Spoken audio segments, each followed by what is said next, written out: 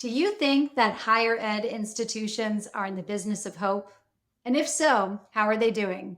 I'm Dr. Emma Zone, and today I'm joined by the founder of Hope Circuits Institute, professor and author Dr. Jessica Riddell, who is on a mission to help institutional leaders infuse elements of hope into higher ed. In this episode, we learn how hope can profoundly impact teaching and learning and beyond. Welcome to Teach and Learn, a podcast for curious educators brought to you by D2L. Each week, we'll meet some of the sharpest minds in the K-20 space. Sharpen your pencils, class is about to begin. So hi, Jessica. I am so thrilled to have you here today. Thank you so much for joining us on the podcast. Thank you so much for inviting me. It's my favorite topic to talk about. Well, I know when we chatted just not a few weeks ago, I was just completely enthralled by your work. I know we will talk about all sorts of things here in our time together. But I have to ask, just kind of getting a bit about your background and learning more about you and digging in. You are an award-winning English professor, and you teach early modern literature at Bishop's University in the province of Quebec in Canada. And so, these seem like sort of two related, but in some ways not so related concepts, this idea of early modern literature, and then also this notion of this hope work. So I have to ask, how did the concept of hope really come into take center stage in your work? Well, and I love that center stage. As a Shakespearean, I love that. And all the world is a stage. And Shakespeare really believed that the theater was a place where we could work out some of the big, sticky, wicked problems of our day by just stepping to the side a little bit, by looking from the side eye, by looking at it from a world that is created over 3 hours in real time, in real bodies, with spectators and actors creating this world. So in many ways, all the world's a stage. So we are all actors who play our parts, which he reminds us of all of the time. Even the theater itself is called the globe, which is a kind of microcosm for our larger society. And so I think, it's funny, I've never been asked what my origin story, though, of hope is. And I was thinking about it today as I was sort of coming into this conversation. And I think that I'm late to the hope game. I think I started with a kind of earnestness and wonder and curiosity, especially through theater. And then I got to hope because I needed more than just virtues or values. I needed a mindset. And so it seems kind of counterintuitive, but I came to hope the more I encountered despair. And so I had to figure out how to sit in this world, to figure out where my agency was, where my communities were, how to move in this world to make it better, to challenge it, and to center justice and equity and inclusion and all sorts of things like joy and pleasure that Shakespeare teaches us, but we don't often hear about in the sort of esteemed halls of the academy. I love that. And that notion of being sort of an antidote to despair as well. Like, as we will explore in this conversation and after reading your book, it's not just a concept, but hope also is action oriented. And I think that's the part that I really found to be empowering as I have sort of begun to lean into the work that you've been doing, and certainly excited to hear more. So as our listeners are, kind of tuning in and thinking of their own concepts around hope, can you talk about how you define it, how you define hope, and this notion of a hope circuit and what that actually means? Yeah. Thank you. Hope is for me, a verb, as you said. It's something that you anchor in practice. To just hope without putting it into the world in your everyday encounters is to hope in vain. One of my favorite philosophers, Ira Shore, wrote a book called When Students Have Power, and he defines hope as challenging the actual in the name of the possible. So there are many different ways to come at hope, but when I started to ask people what they thought about hope in their own context, in their own worlds, that's how I started to write this book, as I just started to reach out on Zoom and Rumble on this concept of hope. It was so funny about how hope triggers different kinds of responses in people. Even the most positive change agents were suspicious or at least reticent to call themselves hopeful, because hope is often dismissed. It's dismissed as Pollyanna-ish. It's dismissed as idealistic. It's effeminized and infantilized. And so lots of folks that I would really see as hope warriors, as agents of hope, were alienated from the very word, from the very concept that they were enacting in their everyday practice. And so part of this book and part of this project is to rehabilitate hope, to say, actually, hope is not airy fairy. It's not made of whispers and spider webs. It is badass. It's unruly. It's dynamic. It is hard hope work. It requires a robustness and a muscularity that we can develop intentionally, deliberately, and in conversation with one another. So that notion of hope has to be robust enough to stand up against the cynics, the realists, the people who say, well, that's nice over there, but we're doing the real work of, rationality and reason. And I don't think that's working for us anymore. I don't think that bludgeoning hope with cynicism is serving any of us. And it's certainly not getting us to a place where we are centering some of those qualities of joy, pleasure, despair, grief that are all part of a larger and expansive definition of hope for me. And I think that's where Hope Circuits came in. That Hope Circuits has to be large enough to encompass the grief and the rage and the anger and disorientation that many of us are experiencing working in broken systems. And it is not the opposite of hope, but is in fact part of a circuit. It's iterative. So as I said, when I encountered hope, the more I developed hope was in direct relationship to the more I encountered despair. So every time I howled into the abyss and wrote my friend a text saying, this is why we can't have nice things, or ran into brick walls in our efforts to create more hospitable and humane systems, that despair has to be part of the feedback loop. It has to be part of the circuit. And so that gave me a language, and it also gave me a blueprint to do this work in the everyday. And that change work, that earnestness, that curiosity requires a kind of robustness to underpin it, or else we will all burn out, disengage, and hide under the covers. And for anyone listening, I have to tell you that I schedule hide under the cover time in my week, and I guard that time and I create that space because I know that in any meaningful change work, we also need the howling, the despairing, and the rest in order to get back up and to the hard hope work that is in front of us. Yes, I think that's so true. And the notion too, when I hear circuit, I think of the cyclical nature of that and just how it, in my mind, gives me a visual of an ecosystem around hope as well. But I think to your point, when people maybe first hear the word, they do think of it as being weak, feminine, powerless, a Pollyanna, kind of nice to have, but it certainly isn't pushing us to anything greater or bigger. But in reality, true hope, at least what I'm seeing, especially as I've been reading your work, takes so much courage and persistence and grit and a lot of hard emotions. And so it can be a both and. And I think for some people, that might be a little bit of a different way to think about the word and even the concept of creating a system around hope, whether it's a higher education institution or any other organization. So you have said that hope and higher education go hand in hand. But I also just heard you say, we're at a point where maybe there's a lot of really hard things happening. So can you say a little bit more about that?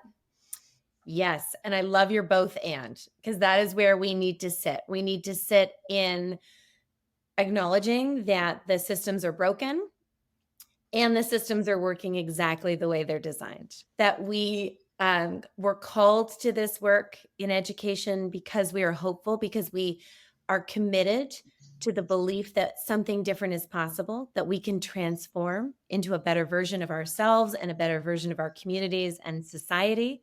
So that is hopeful. Hopeful is future facing. Hope lives as a cognitive behavior in future facing spaces, that something different is possible, and that together and on our own we can figure that out. And we are working within these systems, inheriting broken systems that were built on mystification and exclusion, that are purposefully opaque, that we find difficult to navigate and therefore to change. And our systems are really built to be resilient rather than to center human and ecological flourishing. So we sit in these spaces where resilience, if you go back to the etymology of resilience, the Latin root is to recoil. So if you think about something springing back, if you pull it from its status quo or its dominant form and you try to move it in different kinds of spaces, a resilient system is one that snaps back to status quo. So we are living and working within resilient systems that are designed to recoil. And lots of people who are trying to make the systems better and more humane, more just, more inclusive are getting caught in that recoiling. And it's a yes and. We come to this work and we get up every morning and get out of bed because we believe that something different is possible, because we believe in transformation, because we believe that we can learn together in better ways. And we also have to get out of bed in the morning to confront systems. And our exhaustion is a sign that those systems are working. Our exhaustion is a sign that those systems are resilient. And it is really hard to hold those to both ends without breaking apart, but we need to introduce them into language. We need to think about them. We need to use them as a decision-making tree in every meeting, every decision, every encounter that we have, and sit in the kind of grace and messiness of what feels like a paradox, but is in fact the world and the ecosystem that we're operating and trying to flourish within. Yes. Well, and I think when you talk about the systems being broken, I mean, you have lots of different examples throughout your work. Um, Obviously, marginalized people who haven't had a voice or had a seat at the table, what that means, I think, even more so in terms of the exhaustion, huge part of the conversation. Even I think about my own role as a woman who's been in technology led experiences for the better part of her career. And that has some interesting dynamics as well. Even just technology integration within the education system overall. That is a system that is often hard to make any change through because the system, as you're describing, has been first and foremost created to be strong and resilient, and not always something that we can penetrate. We know that there are ways, but it can be really exhausting. So I think even validating that, like, there's a reason you feel this way, right? So I think that's so important. So talking about this idea of like the urgent times that we are in, because I think, gosh, whether we look at this as this perma crisis, an urgent time, we're always going through something. But I do think we're at a really interesting inflection point in terms of people even talking about the value of education, of post secondary learning, what that means. And this is happening globally, not just in the U.S. or in Canada, or it really is something that I think people are questioning. What is the value of education, and where are we going with this? There was a talk that you recently did at the University of Prince Edward Island, and you had a quote by a Nigerian poet who I will probably mispronounce the name, so I'll leave that to you. But I'd love for you to speak on this quote, which is, "The times are urgent, we must slow down," because I think that just completely struck me. It just obviously it's language based. I'm an English major by trade, so it's like, oh my gosh, this is such an awesome juxtaposition. But say more about this quote and sort of what you spoke to in that particular talk. I love that it rewired your brain, because it did when I first encountered it. And it changed, I say that it changed or rearranged the furniture in my brain. And it literally, I came across that phrase and thought, oh my goodness, I understand that first part of the phrase. The times are urgent. As you said, we're living in times of permacrisis. We're living in times where we're lurching from one thing to the next. Senior administrators are constantly talking about their roles as running from one fire to another, right? They're Mhm. constantly in emergency mode. But we still treat crisis as a flaw rather than a feature. Right, we don't treat it as something that's inevitable. We treat it as, oh no, here's another thing. Let's all run over here and try to fix it. And I'm very guilty of that. If there is a crisis, I will work harder, work longer, strike task forces, build coalitions. And that is my default response. And I think that's a default response for many of us working in broken systems with fewer and fewer resources, living within narratives of scarcity and crisis and lack and loss. So, that second part of this sentence, let us slow down, is asking us to do the opposite of what our default is. And just pausing for 1 minute to say, is my default response still serving me, the work, the community, or is something different possible? Now, sometimes the default response is exactly the response because we've been trained, we have lived experience, we understand complexity, we've been there before, and we can do this meaningfully and quickly. And sometimes the default response is something that we have built in survival mode that is not centering different kinds of qualities that are needed right now. And so that's that slow down, pause, just wait for a minute, surface the systems, see what is within your sphere of control and influence, and ask yourself, what would your opposite response be? And I do that all the time. And sometimes it leads to such meaningful new ways of being in the world that I get to rewire those default responses in authentic, thoughtful, reflective ways. And it doesn't have to be paralyzed in a moment, not act for a month and hide under the covers. Although I understand the impulse for that in times of crisis. But it is pausing in the busyness of business just for a moment, just to surface your response, to be attentive to it, to invite it in to your conversation, and then ask, is something different possible? Yes, I think that's so great. I see so many connections to leadership in this in terms of decision making and response. And uh, you saying reflection is exactly where my mind went, right? Reflective leadership, reflective teaching, this notion around we have to be taking action in order to be improving, where in reality, there may be and probably is value in also stepping back and asking some reflective questions that may be, as you've just said, the opposite. Or even saying to oneself, if I had more time, what would I do instead? Or what would I consider that I might feel that I don't have the time to consider right now? Just to at least put the menu of options on the table. Because I do think there's sort of there's a culture around decision making where, oh, you're a definitive decision maker. That's also a very masculine concept in a lot of ways. That we could go down that rabbit hole too. But I mean, it's interesting how we're thinking about these different concepts being related to hope as well. And so I love that this notion of we do have to have the opportunity to slow down. And I think it is a systems issue. Having been in a higher ed administration role in my own career, there is this interesting push and pull with the notion of time and reflection. And but I think back to great moments that I've seen that educators have had, that other leaders have had, and it often is when there is enough time for that reflection and collection of information and data and evidence, and then okay, now let's make a change based on XYZ. So super, super interesting. Let's talk a little bit about the work that you did prior to the pandemic with your colleague, Dr. Lisa Dixon and Dr. Shannon Murray. You wrote this wonderful book called Shakespeare's Guide to Hope, Life, and Learning. Again, love that as an English teacher, former high school English teacher here. And so I think the opening of this episode is so spot on because it's completely related to this work as well. But how did you come to that particular concept? I mean, obviously, there's so many different elements we could explore with Shakespeare, as you said, especially how modern it is even now. But why hope, life, and learning? And tell us a little bit about that book and really what you wanted readers to get out of it.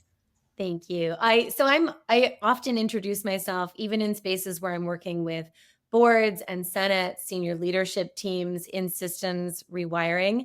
I introduce myself as a Shakespearean both in training and in disposition. So I see the world through the lens of Shakespeare, and I'll often be in a conversation about something as precise as the provincial funding model that is broken, or a systems rewire at a policy or statutes level and say, do you know there's a Shakespeare for this? There is a moment, there is an encounter, there's a character, there's a soliloquy, there is a whole play about this moment or about this complex issue. And so the three of us writing together was actually very accidental, but very Shakespearean as well, where we had been writing as Shakespeare scholars. And I don't know if you've picked up a peer-reviewed journal article about a Shakespeare play recently. I recommend it for anybody who is suffering from insomnia. It is I should not say that. There are some beautiful, beautiful contributions, but often the jokes, the messiness, the bawdiness of Shakespeare is excised from the scholarship.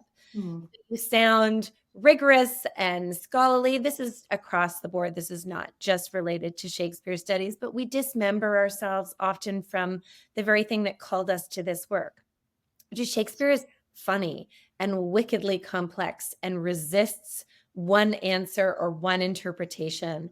And yet our scholarship doesn't mirror that kind of earnestness, wonder, and curiosity. So I had gotten to a point in my career where I had sort of stopped loving the scholarship, stopped loving the research, was really committed to the classroom, and the classroom as a space of collective sense making, of co-creation, but I wasn't really sounding like myself in my research. And I ended up at a conference with these two other wonderful Shakespeareans who were also feeling some despair about their relationship to their research. And we found ourselves on a bus going to a museum in Vancouver. And we started to say the quiet things out loud, that the thing that we loved, that we were called to in the first place, was where we were feeling so alienated from the work. And we decided in that moment to start saying things out loud that sounded like us. And so it took us 5 years to write this book, Shakespeare's Guide to Hope, Life, and Learning. But the first prompt was, what do we do where we sound like ourselves? And what do we do when we sound like ourselves in conversation with Shakespeare, the classroom, the theater, and a civil society, a creative democracy? So what does the ecosystem of a classroom and a theater and a creative democracy have in common? And they all have very, very important things in common. They give us an opportunity to co-create. They ask us to create in real time, that the theater is not something that happens to you. It happens with you and through you, the same way as a classroom does, and the same way as a creative democracy. We all have to show up.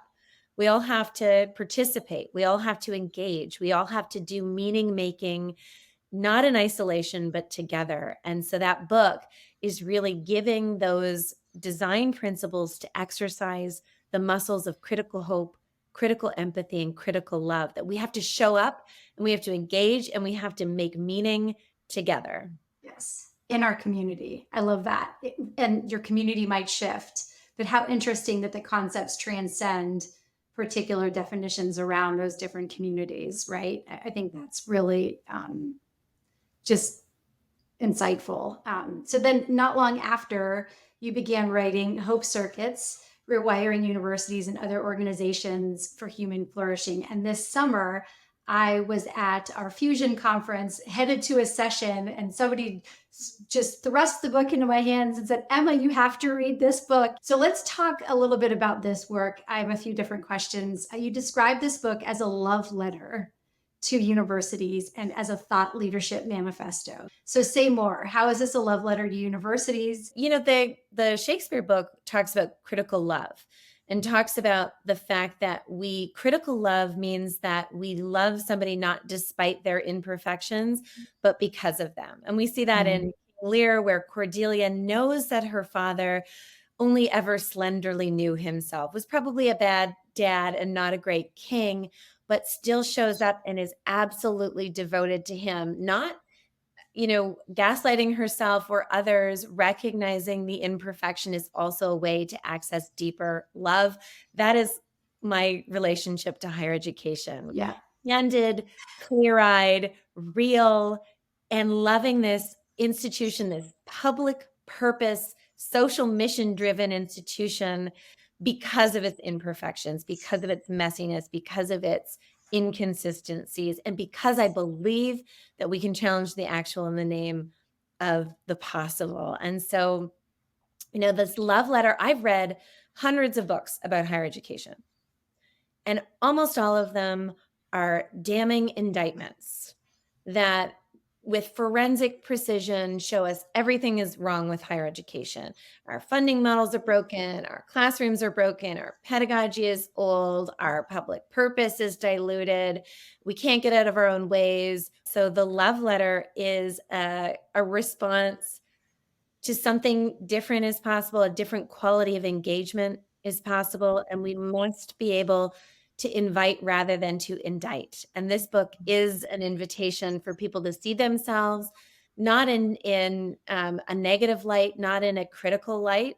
Although I'm spicy in my love letter, it is a very candid overview of things that are really problematic, and yet it is asking a yes and question rather than a no but question. And that for me is an essential part of that love letter, that we are all part of this beautiful, flawed, imperfect enterprise, and we're all part of its solution. Hmm. Yeah, no, 100%. You talk a lot in the book and you unpack the notion of critical hope. And there's a few pieces that stand out that I want to dig in on.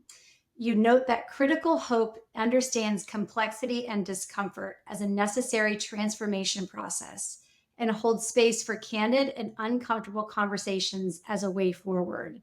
So, can you say more about this relationship between hope and transformation? And I think that was particularly important as have been reading and was reading this, because I see so much around these conversations as we're thinking about, again, innovation and pushing people as they're thinking about whether it's teaching practice or evidence-based instruction using a new pedagogical approach, andragogical approach, technology solution, you name it, right? I mean, in the conversations that I'm having around teaching and learning, it can be lots of different things. You have program models, it's all different things. I see so much relationship to this, but I think there is often a lot of discomfort around transformation. And maybe part of it is we're not slowing down enough to, as we talked about just a minute ago with that other quote, to give people the space to be able to work through what can be painful about transformation. So would love a little bit more insight into that in particular. And I think the other piece that you make a point of right after that quote is that we also can't forget that this is also heightened for our marginalized populations. And this is me fully sitting in my own privilege saying that, right? So would love kind of how you've been navigating some of those conversations and the thought process around this sort of relationship between hope and transformation. Thank you. It is informed by some of the work that I did starting in pedagogy. So, systems change for me, and this is a bit audacious, is grounded in pedagogical principles. So, I come from a teaching and learning space into systems thinking and design thinking at an institutional and sector wide level. And that means that I'm informed by theories like transformative learning. So Mayer and Land talk about threshold concepts, and they talk about an individual who starts at one point and then goes through transformation through an interstitial space, an in-between space, where they have to experience disorientation. They reconstitute themselves, not just at a knowledge level, but at an identity level, that a feature of crossing a threshold is cognitive dissonance and discomfort. And that when you get to the other side, you don't know what the other side looks like until you get there and reflect back. And sometimes you're the less likely to recognize your own transformation that you've just gone through, which is why you need mentors and other guides to help you work through what just happened, to tease it out, to understand what that cognitive dissonance did, how you metabolized it. And then we know that people, when they've transformed, actually the best way to identify that is through their language, their relationship to Mhm. language, their discursive relationship to the world changes.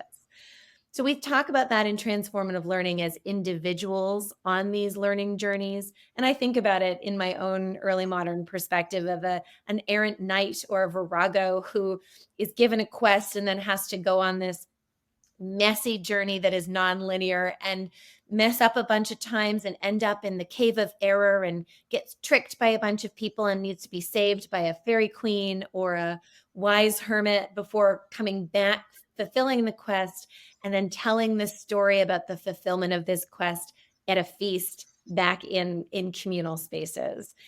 So we talk about that. We know that that happens with our individual learners. We know that happens in students' journeys, but it also happens to us in community. It also happens to us as organizations, and it's also happening to us as organizations. Mm. And yet we erase the very points of our transformation when we pass over the discomfort and move into narratives of toxic positivity, where everything's going to be fine. We're just going to get through this. This is a rough patch.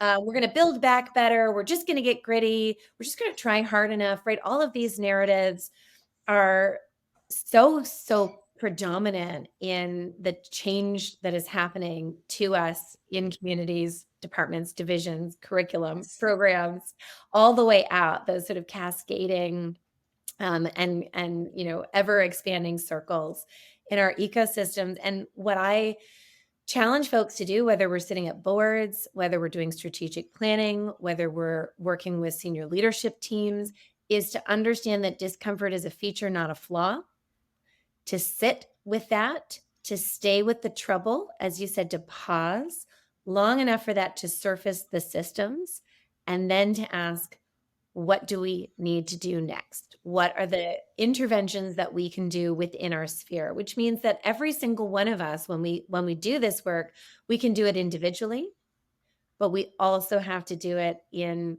conversation and in encounter. So I'm almost finished Hope Circuits 2.0. And of course, I only realized what this project was in reflection, in hindsight, myself going through the sort of interstitial space of transformation. And what I realized is that we have so many individual self-help books. We have almost no collective help books. And so the Hope Circuit series are collective hope books. What do we do? Sense making that is in community with one another, understanding well-being as relational well-being, understanding that we need to figure this out and have conversations so that we can move in the same direction while still preserving our own individual and differentiated thinking and lived experience. So true. And it's funny thinking about the toxic positivity and thinking through the connections around transformation. And I'm going back to the notion of innovation as well. You know, and also what you said that it's a spicy love letter. I think those words, this notion of innovation and transformation and pushing the envelope in terms of our teaching and learning and technology and all these things, those in a lot of ways have become buzzwords that are very marketing focused versus when people actually have to sit down and make those things happen. um, the system makes it very difficult, right, for those changes to occur. And you make note of that in the book as well, that oftentimes transformation and delight, that those things are happening in spite of the systems that we're in. And so I think it's a call. We'll talk about calls to action toward the end, but for me, I'm thinking it's such a call to action for leaders and those who do have some opportunity to think through how they're kind of making this work come to life at their own organization, to recognize that we can't say on one hand we're focusing on innovation and we're willing to take risks and try new things and try the new technology or try the new pedagogical approach or try the new program that might be a little bit different than what we've done in the past, but then at the same time not be willing to have tough conversations about where those things sit in the system on a daily basis. Because I don't know, maybe you probably know better than I do, but even in my own experience, I don't think you can have both. You have to be willing to have those hard, difficult conversations, and also be willing to put it out there a little bit, to put it on the line a little bit, and work through some of that. And I recognize it's not just one person, but that's really hard. So you talk about I just heard you allude to some of those conceptual tools, and in the book, you really do have this beautiful framing. I mean, I think that's what's really unique about this book as well. That once you get kind of through the introductory elements where you talk about the concepts and where the ideas came from, you then introduce these sort of 10 conceptual tools that can also be taken as like a menu as needed. So you allow, I think, a level of consumability around this work, depending on what a person or institution or leader or educator, whoever's reading it, particular situation is, and kind of taking as needed. So these conceptual tools become just in time for us versus sit down, read the book, and then do something with it. It becomes much more organic and ever living and ever present because of the way that the work was organized. So I know we don't have a ton of time, but maybe just give a couple of examples of these conceptual tools and sort of how that's organized so people who are listening can get an idea of what to expect. Thank you. Then that's such a generous reading of those conceptual tools, which were built in conversation with over 300 folks. And I was really interested. I was writing a different book until I got into conversation and into community. And I was asking these incredible people who, what gets them out of bed in the morning? What keeps them up at night and what gets them out of bed in the morning? And how are they metabolizing this moment, which is full of disruption and uncertainty and horror and heartbreak? Despair feels really monolithic right now. So I wanted to know how they got out of bed and put one foot in front of the other. And from those conversations, emerged these 10 conceptual tools. The first one is, the times are urgent. We need to slow down. So that spoke to you from Bio Akamolafe's work, and it spoke to me. And that allows you then another conceptual tool is when you slow down long enough, you can surface the systems so you can see around you what is otherwise invisible. When we're rushing from thing to thing, or we're navigating within systems that are designed for us, they're invisible. Those statutes, structures, policies, procedures, and practice are things that we are immersed in like we're immersed in water. We don't see them. And the importance is to surface those systems, to see them candidly and clear-eyed in order to then practice divergent thinking. Another conceptual tool is we often run at the same problem straight on all the time. We run into these brick walls. We keep doing it. We keep thinking maybe it'll be different next time. And the divergent thinking is to step to the side, is to think about a different disciplinary lens or even a metaphor or a different way of being in the world that takes us to the side and looks at a complex problem, holds it up to the light, turns it around, sees it from a different perspective, and then allows you to intervene, to take action. So divergent thinking, for me as a Shakespearean, is to use metaphor, is to use play, is to use storytelling. Another one of the conceptual tools is change your language, change the world. We unintentionally or intentionally tell stories all the time.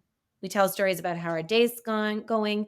We tell stories about change. We tell stories about resistance. We tell stories about ourselves, our projects, our vision. And what kinds of stories we're telling shapes our reality.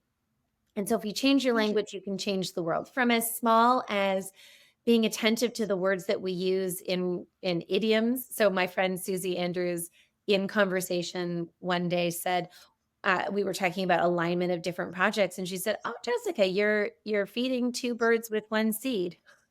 That rewired my brain because I thought, "Oh, wow, that changes the quality of, killing two birds with one stone is violent and awful and toxic."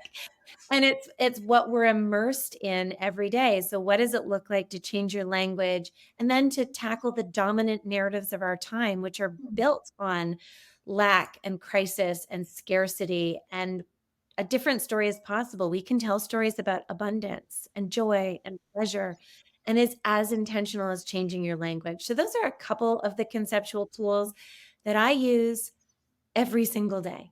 And Yeah. I had to write the book I needed to read because I'm not good at any of these things. It's not intuitive for me. It's not part of my default mode. And so that circuit is, what do you do to learn a second new response? Hmm. And those conceptual tools for me, I have to go back to almost every day and relearn them in an iterative process in order to get to a place that for me is focused on flourishing rather than resilience. So how do you thrive instead of survive within these broken systems? Yes. And is that turning to the Hope Circuits Institute as the founder of the Hope Circuits Institute, which we'll leave more info for our listeners about that as well? Is that then an extension of this work, these 10 conceptual sort of principles? Is that where the action is also happening? That is where this whole concept is mobilized. So I wrote the book not to be the expert or the authority. I started this project because I wanted to start conversations. I wanted the book to be able to be put in the middle of a table and rumbled on, pulled apart, played with, adopted, and adapted to various ecosystems. I needed us to start with some shared principles or at least shared vocabulary in order to go into universities and organizations and to see which conceptual tools are resonating and how, when they're confronting, whether it's quality assurance, strategic visioning, governance, whether these messy problems can be unlocked through collective sense making. So it is, I think my purpose in life was not to write the book, but to take the book into communities, into ecosystems, to engage in collective sense making, to allow for folks to sit around a table in circle and to have these big conversations that they might not otherwise have and certainly can't facilitate on their own, and to bring me in and to do this work. And I light up thinking about it because it is the greatest privilege to go in and hold space and to facilitate how people want to make sense of this moment and how we go from moment to mindset, not just as individuals, but as organizations. And then how do we build social movement? So if we agree that we should be centering flourishing and purpose and justice and love, then what do we do? How do we get people to come along with us? And Mhm. so Hope Circuits 2.0 and 3.0 are about social movement building, but it really is when I go into senior leadership team retreats, or I take boards and senates on joint retreats, or I go in and work with teaching and learning centers or faculty members or student representative councils. It's sitting attentively, listening with an intention to transform, and then getting folks to co-create the blueprints that empower them as individuals and as a movement, as a group, in order to make their institutions better, more humane, more human centered. So that is my joy. And the Hope Circuits Institute, I'm traveling all over this fall. I'm at 13 universities and 7 organizations, but there's an urgency and an appetite to have these conversations. And it is such a pleasure to be in those spaces with Mhm. these humans. Well, and that's the verb, right? You talked about hope being a verb. That's the verb. There's the action. Because the book is the book, you're right, and the words on a page or however you're reading it or listening to it.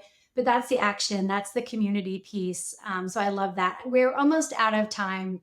So I would love to wrap up by asking you, what would you like our listeners to take away from this conversation? And is there a call to action that you want them to embrace? So I love collective sense making. I think that we can't figure this out on our own. We can't figure this out in our own silos, in our own spaces. We need to gather folks around intentionally, safely, and bravely. I love the word that you used, courage, right? That courage, the heart in courage. Courage is from that old French, that we have to have our hearts open. We have to sit in these spaces. We have to be willing to transform together, and that the answers that we find have to be lived into together, that we have to gather people around, build shared vocabulary, live into some shared questions, think about what this means in our own ecosystems, and then mobilize it. So, Mm. whether that is a book club where we read communally, we often read individually. The book is meant to be read in community. So, it's meant to be read on your own and then to bring it into spaces. Adopt it as a book club.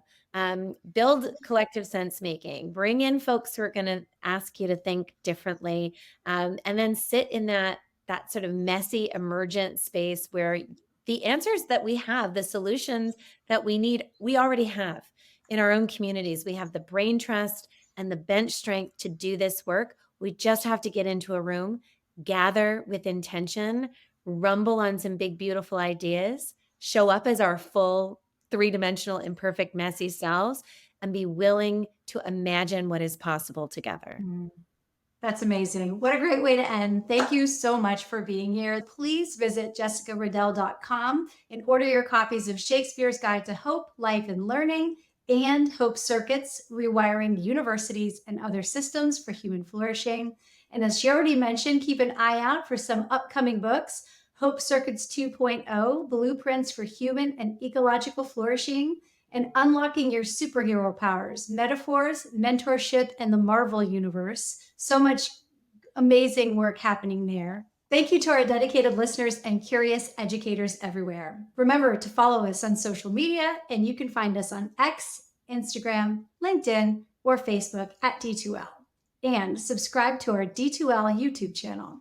You can also sign up for the Teaching and Learning Studio email list for the latest updates on new episodes, articles, and masterclasses. And if you like what you heard, please remember to rate, review, and share this episode. And remember to subscribe so you never miss a thing. Bye for now. You've been listening to Teach and Learn, a podcast for curious educators brought to you by D2L. To learn more about our K through 20 and corporate solutions, visit d2l.com. Visit the Teaching and Learning Studio for more material for educators by educators, including masterclasses, articles, and interviews. And remember to hit that subscribe button. And please take a moment to rate, review, and share the podcast. Thanks for joining us. Until next time, school's out.